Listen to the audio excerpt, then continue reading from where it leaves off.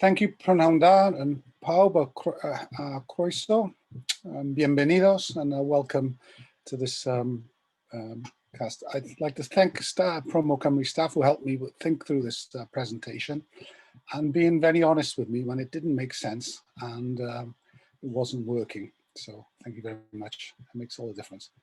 I first thought I was going to talk about agile service design, lean processes, minimum viable product and minimum viable services. And then I realized that there's far too much there and you'd have to go and learn that yourselves really.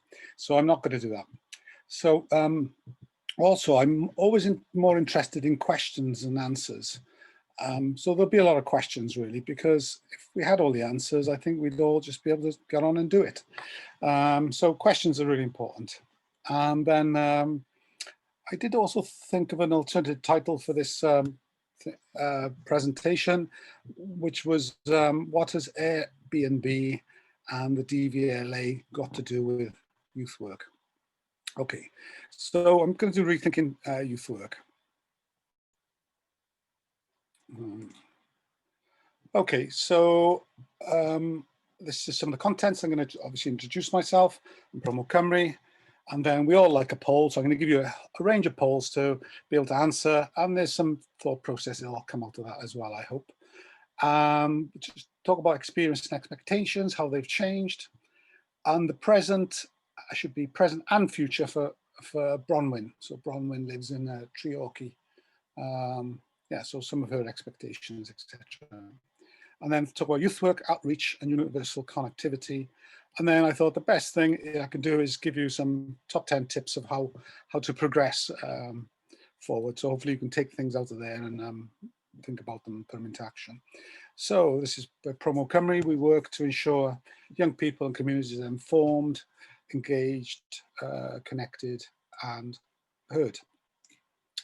So we've been working in this area for quite a long time, really, a good 20 years of digital innovation, when digital innovation was not interesting to that many people. So I'm Gil Cervantes. So again, digital transformation. I've always been working the idea of young people's voices and cultural democracy, because I really feel that without the voice, you have very little left. Especially the ability to change your circumstances. So I'll carry on. So if I'll go to some polls now. So if Cindy, if you could bring up the first poll, and please just, these are polls are here to make us think, and so just quickly answer them, and it gives me a sense of where you are as well and where the audience is. So are you involved with youth work? Yes or no? And are you aware of the principles and pillars of youth work? Yes, no. So it only should take you a couple of seconds to click a couple of buttons. So, and Cindy, when you're ready, if you could just put the answers up. We're still waiting for people to vote. About 50% have completed voting. Okay.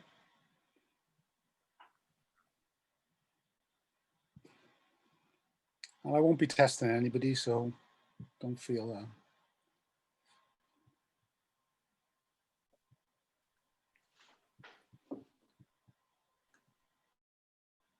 Okay, just give a few more moments and then I'll end the poll and launch results.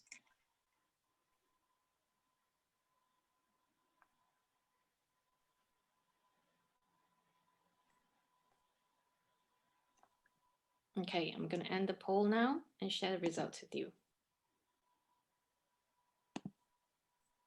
Okay, I just thank you. So most people involved with youth work, and slight reduction, but many people understand the principles of youth work, etc. Okay, could we go to the next poll, please? Yeah.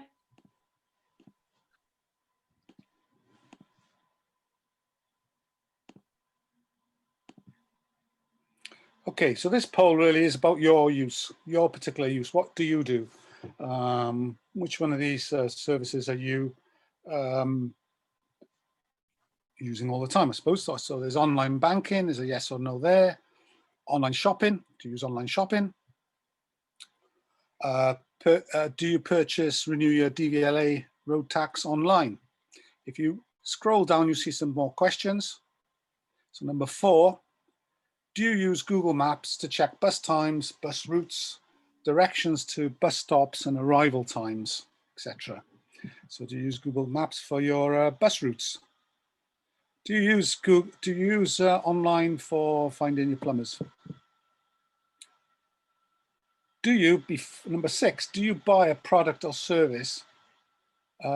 Before you buy a product or service, do you first check online for ratings and reviews?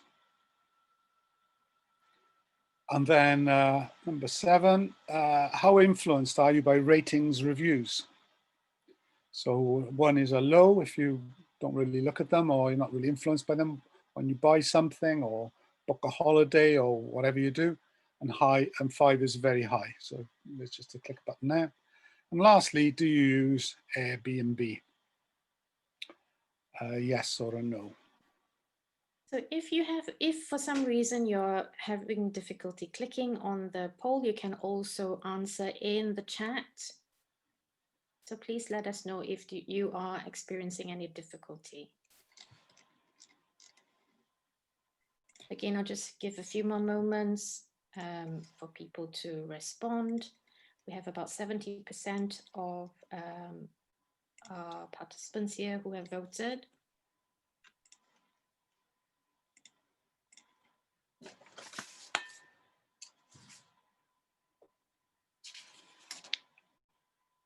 Don't forget to scroll down to the bottom on the poll window where you will be able to view all 8 questions.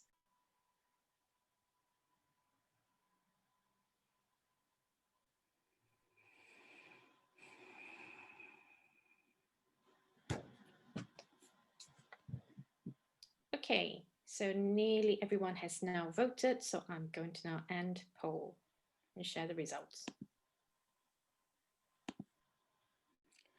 Okay, so all of you use online banking. Okay, that's great, isn't it? So you do what you need to do on your online and only go to the bank when maybe it gets a bit more complex or you actually need to speak to someone about something. Otherwise, you do your online banking, you probably sit on your sofas. I do anyhow. I sit on my sofa and I do my online banking. I think, oh, thank God I don't have to get out just to do something quite simple. Online shopping, you all do online shopping. So online shopping has gone up from 10% pre-COVID to 25% of shopping is now done online after COVID or during COVID. So it's becoming a major kind of a way of going. This is what I thought. You've done exactly what I thought you would do. I might be right, but on number 3, DVLA road tax online. The actual figure for online road tax online is actually 95%. Why did these results often come in lower? Because the service has got so good that people forget that they've done it online. So it's got to a point, it's just become so used that people even forget that. I'm not suggesting you do, but that's the trend. And also, can anybody remember a tax disc, what they look like? Yeah, quite high on using Google Maps for buses. It's something I expect for a young person to use Google Maps to check bus times, etc. And directions is probably, I know I've talked to many young people and they find it a godsend. Actually, they can get around far easier now using Google Maps. Plumbers online, everybody wants a plumber online. And there's another one, number 6, product service. Do you check online ratings and reviews? 100% of you check online before you do that. And you've all marked 3, 4, majorities somewhere between 4 and, yeah, say 4 is the average. That's you, all of you rate it highly before you actually do something. Okay, and do you use Airbnb? Yes, you do use Airbnb. Now it's quite okay. If you look at some of these, it's quite interesting. So you all using it. You're all happy to use them. You're doing everything you're doing. You're getting products and services online. You highly value the ratings, and then Airbnb, you use that. It's quite interesting. So okay, let's close that and let's go to the next next one, please. Next poll.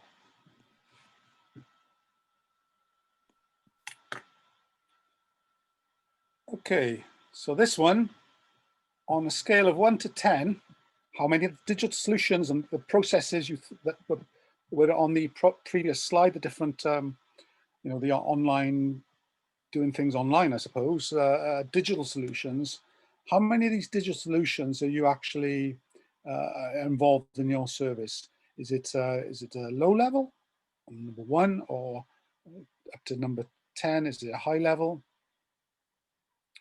Do you use? So this kind of a reflection in terms of, if you think of all those services that can be done, all those different different possibilities, etc., rating, all those things you probably do day in, day out, every single day. How many of these solutions actually occur to you in the youth work setting? So we could click on that.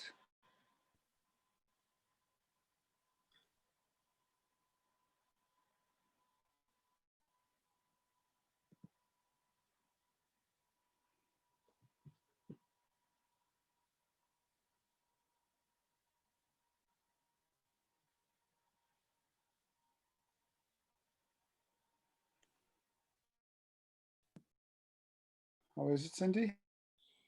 About 60% of our participants have voted, so we'll just give a few more moments for everybody else to cast your vote. Okay, so some people are thinking about this now.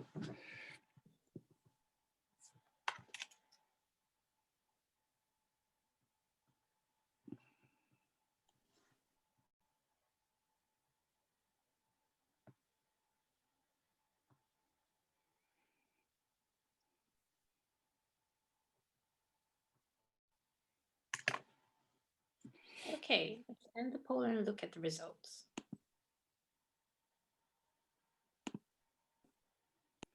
Okay, so it's quite spread, really, quite spread results. Got a very high 8 there from a group or someone. That's great, and then the rest really are below a 5 or below. So I hope you can see that why I've led you through this series of polls. Really, is just to create a reflection on what are you doing. All those different services that could be more developed and provided in using some digital thought, etc. And what do you actually do? So, I mean, there's questions there for me about, say, a solution like Airbnb. No one had ever even thought of that solution. What is the Airbnb solution that relates to youth work? Where does youth work kind of develop its thinking process to really come up with a new way of thinking that is revolutionary as Airbnb?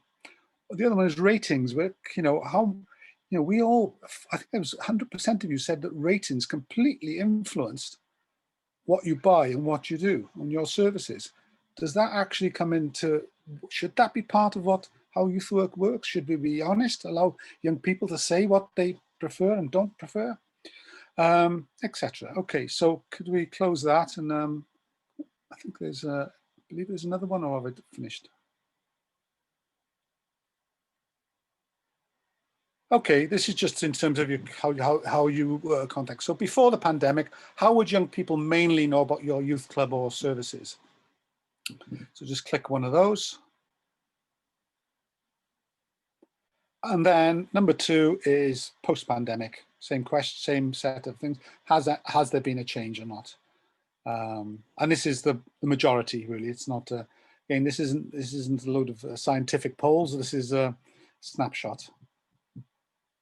And just to say, if you are having difficulty viewing the poll window, my colleague Ariel has included the questions in the webinar chat. So have a look in there and feel free to respond in the chat if for some reason you can't access the poll window. We have no idea why the poll window doesn't work for some people. It's occurred through this, but technology is a wonderful thing. So please, yeah, but please put it into your in the chat box.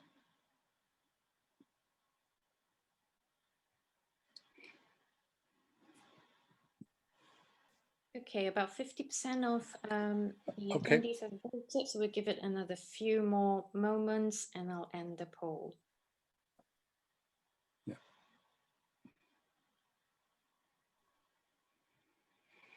Okay, I think we may need to move on, I think. Okay, we've got word of mouth. So beforehand, well, before the pandemic, word of mouth, other professional schools referring, some leaflets and posters, and some social media, phone, 0. And that's, so if we look at the post-pandemic, some of this is quite obvious, but friends, word of mouth has virtually come to 0. And people are really struggling to connect up. Professionals in school are still passing on many people. Leaflets and posters have stayed the same, I think. No one phones, looks like. And social media, internet has shot up to 63% as we expected. So I think those results are we expected. Okay, great. So let me move on now. Okay, so those questions there for reflection, really, so you can think about those things, etc. So I think over time, what we have to realize is the experiences and expectations of what we expected, maybe generationally, or even the experiences, expectations through COVID are different. They're completely different. We cannot work on previous experiences or expectations. Just some examples that I thought, as I've come across in working, I've come across different examples, and this is one that always struck me. This is about a young person. I think they were based in Neath Valley area. They had disability and health problems, and there was real concern about their isolation. They seemed to be very isolated, not contacting people. Unfortunately, the young person passed away. And it was only then that the parents were overwhelmed by messages from the gaming community this young person was involved with, and because he actually was a highly regarded and acknowledged gamer and had many, many friends from all over the world that recognized him. And so the parents were absolutely flabbergasted when it came along. So sometimes we can think things are not happening, but things are quite different sometimes. Another example we've come across is young people from an organization called UCAN, who blind, partially sighted young people. And our experience of working with them is that they showed us how phones and computers have completely revolutionized their ability to interact and have a voice and have greater confidence. I think, and their message was basically, we are taking over. So this is, so sometimes it's not what we all think. Okay, another question I have for you is, where does youth work take place? Okay, I'm going to go through a series of scenarios. This is about Bronwyn. Bronwyn is from Treorchy. This is an example of her just access to different services. This was just about pre-pandemic, I think. And then this. So I'll just go through a scenario. So this is Bronwyn. She goes into a youth club she goes to her youth club in the evening. When she arrives, she sees her friends outside. Bronwyn finds out that her friend Zoe had got a call from a youth worker to tell her that she's ill and the centre isn't going to open tonight. So Bronwyn and her friends, they all decide to go to the park and hang around, where a lot of young people end up, either on streets, corners, or parks, because they have nowhere else to go, because the pubs won't let them in. They're too young, this age group. She doesn't feel too safe there. It's a bit dark. Some people are wandering around. Zoe tells her friend that her friend tells her about problems she has living with her parents, and they have a chat about that. Bronwyn tells Zoe there is a place on the high street that may be able to help her. And we believe that Zoe went there the next day to have a chat at the centre. Okay, so that's one scenario. And then so I'm going to look at a possible scenario that I obviously I've invented. Bronwyn of Youth Work Future. So Bronwyn's home. She checks to see if there's anything special on tonight. She picks up a phone. She gets a message that the youth club is cancelled because a group message has gone out to everybody tonight as John, your youth worker, is ill. As she's looking, she sees as she looks through what other possibilities are there, she finds out there's a music studio nearby, has a training session, and finds out her friend Zoe has going. It's got a 4-star rating. Bronwyn contacts her friend. She says that she had done some accreditation there, and as Bronwyn is thinking of doing a music tech course, she's keen to check it out. Bronwyn contacts the studio and lets them know she will be going. Later on, Zoe gets back to her. Zoe's not in a good way. She thinks she may have to leave home. It's not working out with her parents. Bronwyn is worried. Bronwyn then points out that if she, this is a plug for the Mike helpline as well. Bronwyn points out that if she clicked on the Mike helpline button, she could online chat, text, or even talk to an advisor for help. Zoe later tells Bronwyn that she's contacted Mike. They've helped to have a better discussion with her parents and gave her some options for direct help. So if that didn't go well. Studio then later sends Bronwyn some more information courses online, and the times have changed slightly, so they let her know. Bronwyn also then decides to contact Bill. Bill is her usual youth worker that she sees all the time, to ask him what he thinks about the studio and whether this go towards her leadership award. She finds out it can. Bronwyn then shares this course with her friends. Okay, so then we've got Bronwyn checks if there's any other music-related courses in the event. There aren't, but there's a great-looking online course with a top producer, and she signs up to that. That night, she goes to the music course. It was good. She gave him a 4-star rating and puts in comments. And the entrance to the studio was not easy to find, and it's poorly lit. So that was some feedback for other young people and to the studio itself. So you can see there's some quite different possible scenarios. So what does that difference look like? Well, in the second one, you may, if you would have counted through, there's around, I think there's maybe four, it might be 4, but 5 organizations involved in her support, in what she can access, what she can't, what she's able to find out. So she's very much in control of that, has very seamless interactivity between services. For her, she's just moving between services, deciding what she wants to do.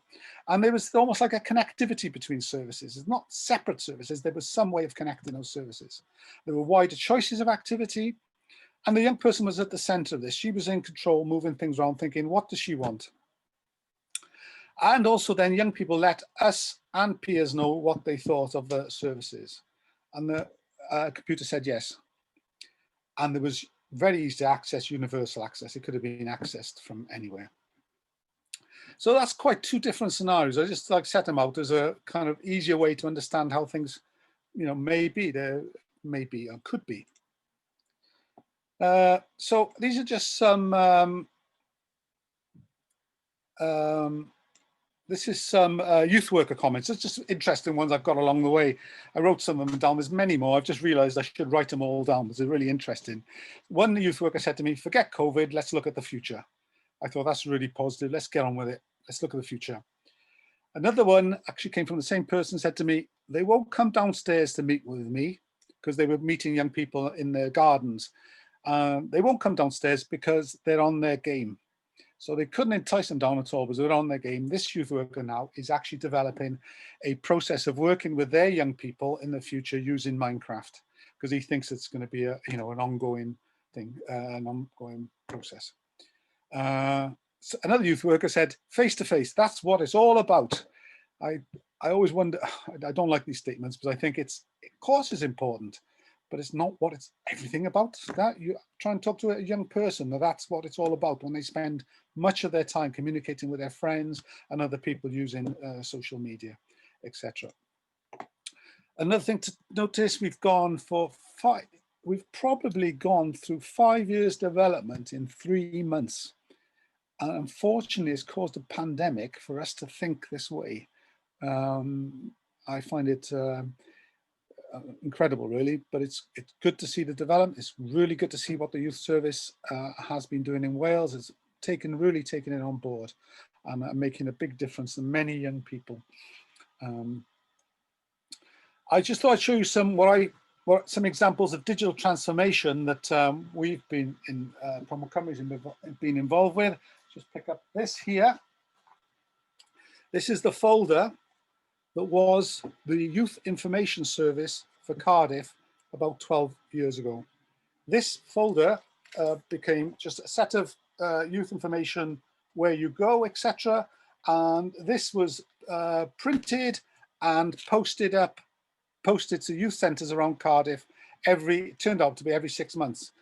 In reality, some of this information was out of date within a day. So what do we do in the world when it started to move forward? We set up the sprout.co.uk, which is still working. It brought all those services online, and it could be updated.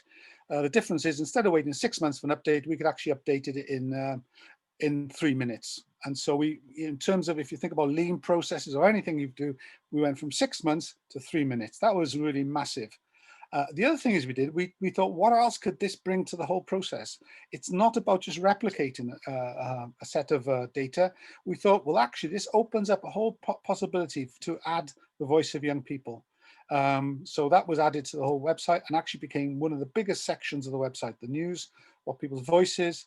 And then we also added what's on, and later on we added an agony aunt section, which actually was a connection to the Make helpline. So that gives you one example, an older example, and then a newer example is one of using a sexual health tool we've developed recently, is using a service designed to do this. We tested behaviors and not just what people said. We prototyped it, and the result of everything is that more young people now do the right thing and go to get their test at the right time. This is still operational on Frisky, Wales. So I put this together just to help us think about what the youth work environment could look like today. And so we've got, I've no particular up or down, but the youth work club is there. So the youth work club, young people go to the youth work club. They may go to youth work club for information, finding out services, signposting, information, activities, social, whole range of stuff. Often youth clubs will set up external activities. So they may have outdoor activities, outward bounds work, sports, arts, culture, a whole range of things that they would like to exchanges abroad, whole thing, range of stuff. And I know that there was a lot of discussion when I first started on youth work about outreach. So do young people have to come to our centre, or do we go to where young people are? Because some young people don't want to come to our centre or feel uncomfortable coming to our centre, or they don't know about our centre. So we will do outreach. We'll go to parks, we'll go to different areas, and we'll find out what they are doing and support them there. That became very important. And then sort of digital has come along, really. And for me, digital is almost like outreach at another level. We can reach so many people, and we're able to do digital in lots of ways. And we can do social things in digital. We can do learning, we can have support, information, sound posting, and promoting services. So we can do all that in a digital environment. Okay, the important thing for me is when young people in Wales were asked about what they wanted, they often say they want safe spaces. So we can work on providing safe spaces in all these environments. The other thing important about this diagram is about pathways. How do you move from one to another? It's not about one or the other. It's about how does a young person seamlessly move along these tracks and find out different things. And the access point for a young person can be anywhere. Someone might just walk into your centre. They might find out about your centre on digital. They might ask a question on digital, get the result, not want to come to the centre, do the whole thing. And the last thing there, it's not a competition. It isn't a competition between digital and youth work face-to-face. It's how they work together that becomes the really key thing. So this is just another example. We used it for this is our tech model that it's virtually come from. I won't go into that now, but it's how the mic service works. It's how it does the online digital and connects up to everything else. Okay, this is going to be the quick top 10 tips, because I know time is moving on. So what I thought, what am I going to do is I'm going to just write down some top 10 tips for people could use and think about in terms of developing their online youth work or connectivity, etc. So number one, listen hard to young people and challenge them. It's not just, it's listening. You need to listen. It needs to be at the core of what you're developing. It needs to be the core of what you're doing. But really, this should be very simple for young people, for young youth work organizations, because it's a core of youth work organizations, participation. So participation is a core there. So test behaviors. People don't always do what they say they're going to do. And then the other one is make people first, not the technology. Do not focus on the technology, focus on what young people need. Number two, think about the connections and pathways. How do these things connect up? How do you connect up from, if someone sees you on social media, how does that connect up to what you can offer elsewhere? It shouldn't be a standalone situation. Number two, plan for change, plan for agility. Do not plan, your planning should be how do you make your organization, how do you make that interaction with young people agile, to be responsive. That is, being responsive is what's going to keep us all active and be able to supply for young people. And the bullet point there, be concerned if change is not happening. If change isn't happening, you've got a problem. Okay, number four, invest in skills and staff. You have to invest in skills and staff if you're going to take on this new environment. They need to understand how it works. We always talk about young people being ahead of the curve. We've got to move faster. Be open to positive criticism and build up leadership and visioning skills and engagement within I would say, with the young people and your services. A question to ask is, how should people feel within your service? If they are involved in your service, whether it's online or offline, and they're not comfortable, it's not good. We try and create our connectivity through websites as if they are coming into their front room. Make sure you know what you're trying to solve. The first response we often get with someone, what do you want? And they say, we want an app. So they haven't thought what they need to solve. They're just coming up with a quick solution. It's not, that doesn't solve it. If the app is rubbish, it doesn't solve anything. So you need to spend time in discovery, learning things. So my question to you is, how long can you go into trying to develop something without coming up with a solution? If you are instantly coming up with solutions, you have not spent enough time working things out. You need to think about processes and learning, not the end result. I've talked to you about people first, not technology. Think big, act small. You learn. So this is about trying things out, not thinking you have to come up with a big end product as if, that's going to take you 2 years to get there. Think about what is that first step, and then learn from that first step, test the first step, develop quickly. You need to be able to do that quickly. Instant processes, not etc. So risk-taking cultures. You have to take risk-taking. You have to have a risk-taking culture. Young people are taking risks all the time. We have to take risks as well. Can't just allow them. They be the ones. So the other one: if there are no failures, you've got a problem. If there's no failures, you are not pushing the boundaries. You're not learning. And to do that, you have to have safe spaces for young people and your colleagues to try what they're doing.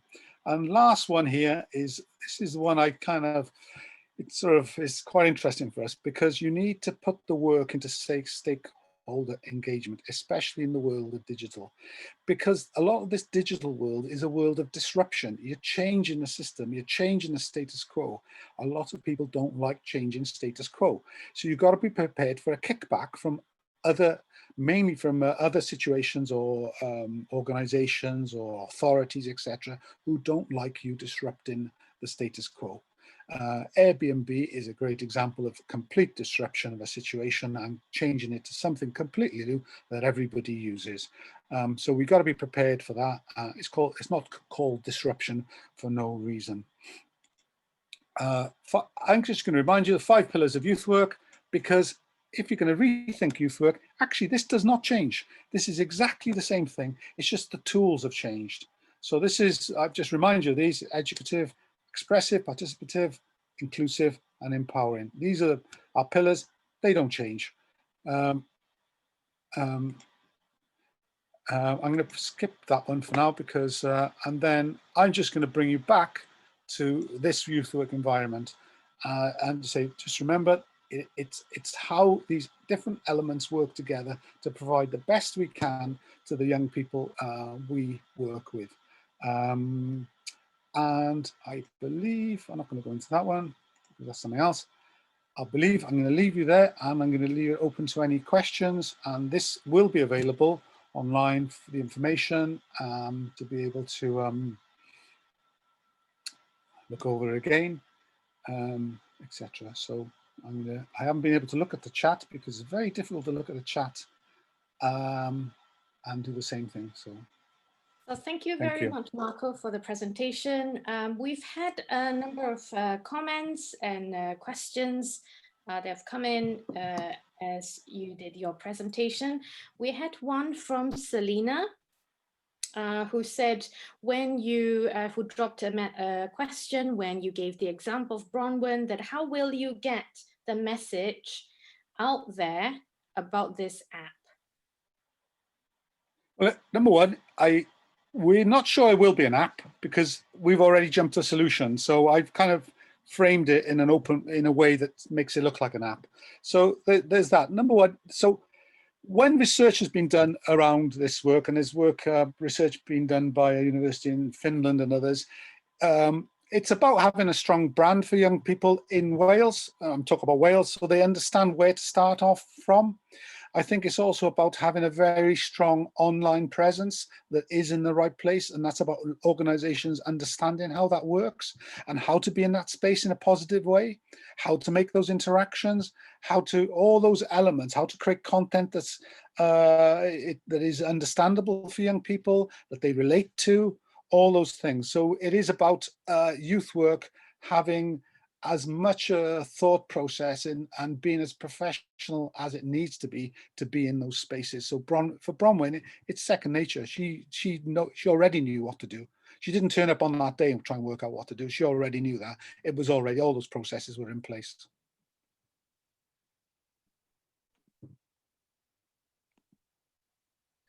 Thank you, Marco. So just a reminder, if you have any questions for Marco, please feel free to drop them in the chat.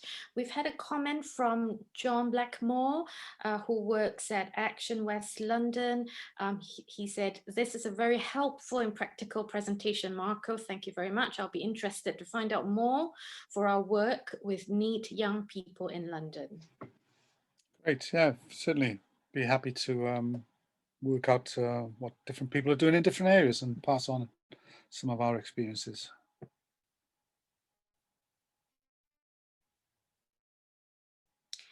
We've just now had a question from Dahabo.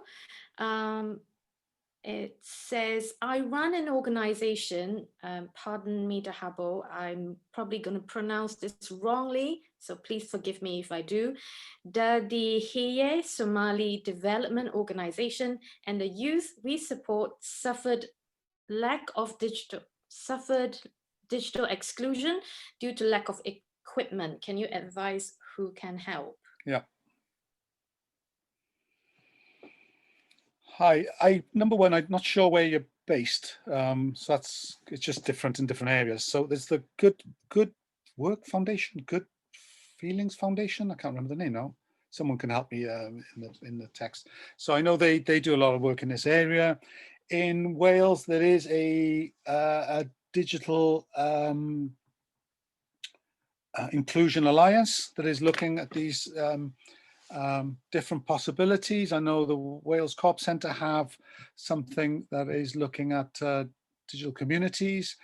We certainly would want your information as well, because if you sent us we can make sure that we contact with you and can help in that way. It's something we kind of involved with. It's, you know, and I think we're thinking more about that, but hopefully that helps. Obviously we're based in Wales and that has its own particular infrastructure.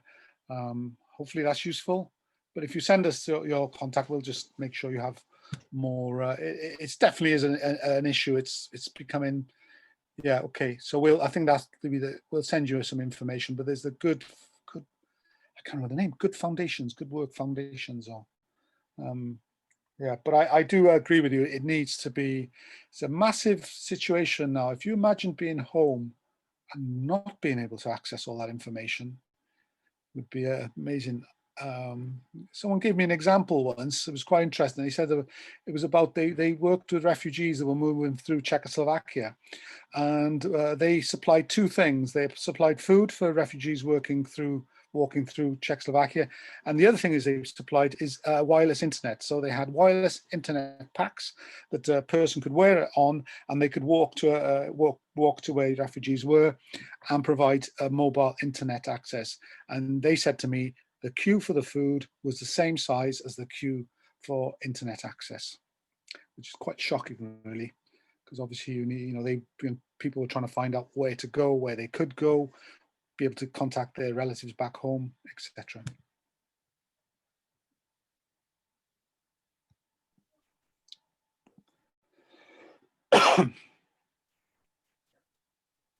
We have had some other comments from Lance, who works at Physical Folk. He said that it's a great presentation. It's really good to be here. They support unemployed 16 to 24-year-olds into work or education in the UK creative industries. And they have a plan to move into Wales, so feel free to get in touch. He's also included his contact details here. Right. Yeah. Dahabo has said, thank you very much, Marco. It's an interesting presentation and well informed. They are actually based in London, Kensington, and Chelsea? Yeah. Right, we probably have time for one last question. If anybody would like to just pop in the chat, any comments, thoughts, or questions for Marco before we... Oh, it's the Good Thing Foundation. Thank you for John to provide. I couldn't remember the name. Maybe if I respond to this, because I think Lance also said that being a disruptor isn't easy. And it isn't easy. You get a lot of reactions. We've had projects completely destroyed because of the reaction. We've learned a lot from that. Being change is something that many people don't like. They don't want to do the change, I think. But I do think that we're in a situation, critical situations create the moments for disruption and change. And we already see it around us. So if you are a disruptor and you can see new ideas of doing things, I think this is now the time to disrupt, create new situations, better situations going forward.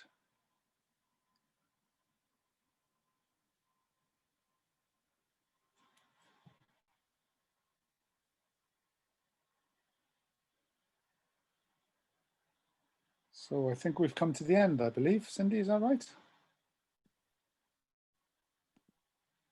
So we haven't had any further comments or questions from our attendees. So thank you very much for joining us today. As I said before, this session has been recorded and it will be uploaded onto the ProMo-Cymru YouTube channel. So do keep an eye on that. If you want to signpost anybody who would like to watch this, or you yourself might want to watch it again to get all the information that was covered in Marco's session. So thank you very much, everybody. Have a lovely evening. Thank you very much. Thank you. Thank you for listening. Bye.